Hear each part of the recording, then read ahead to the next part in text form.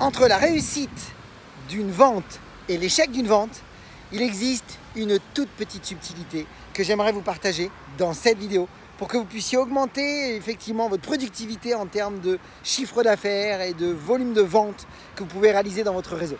Bonjour à toutes et à tous, je suis Christophe Tamry, propulseur de leader et fondateur du programme Réussite MLM, qui sont donc vos programmes de coaching et de formation en marketing de réseau et en développement personnel combiné pour vous aider à révéler le leader qui est en vous. Alors, tout d'abord, sachez que vous pouvez recevoir une vidéo tous les jours en vous abonnant à notre chaîne YouTube, vous le savez.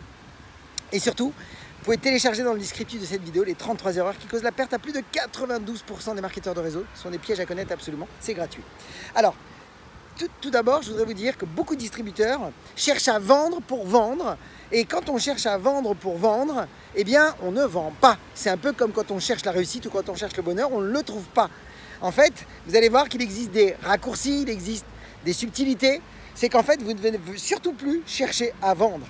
Mais vous allez voir que simplement dans cette vidéo, vous allez découvrir que, eh bien, il existe des approches totalement contre-intuitives par rapport à ce qu'on pourrait croire, qui vont vous aider à vendre beaucoup plus.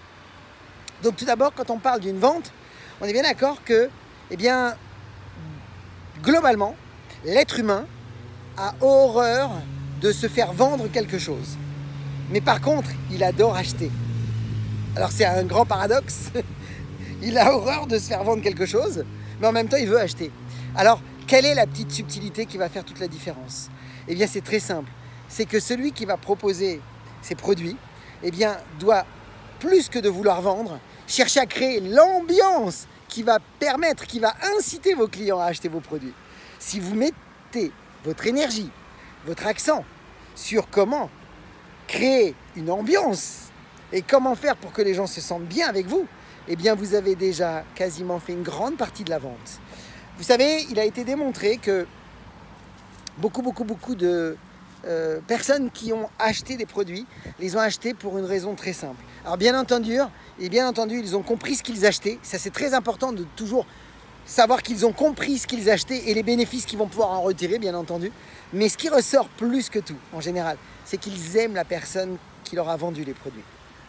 Et si vous arrivez à vous faire apprécier à ce point-là, mais tout en gardant cette posture professionnelle, vous allez devoir trouver cet équilibre. Et je ferai une vidéo spéciale justement sur la posture idéale à avoir pour que vous puissiez effectivement trouver votre place de vendeur pour que vos prospects trouvent leur place de client.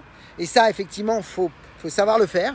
Donc ça, on en reparlera. Mais ce qui est le plus important dans cette vidéo, c'est que vous devez d'abord savoir comment créer l'ambiance pour que vous puissiez inciter vos prospects à devenir vos clients.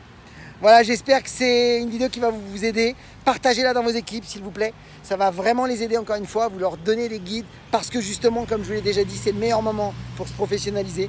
Donc, comme d'habitude, je souhaite beaucoup de réussite, beaucoup de ventes, beaucoup de recrutement. Et comme d'habitude, osez faire ce que vous n'avez jamais fait. Croyez en vous et surtout, agissez pour révéler le leader qui est en vous.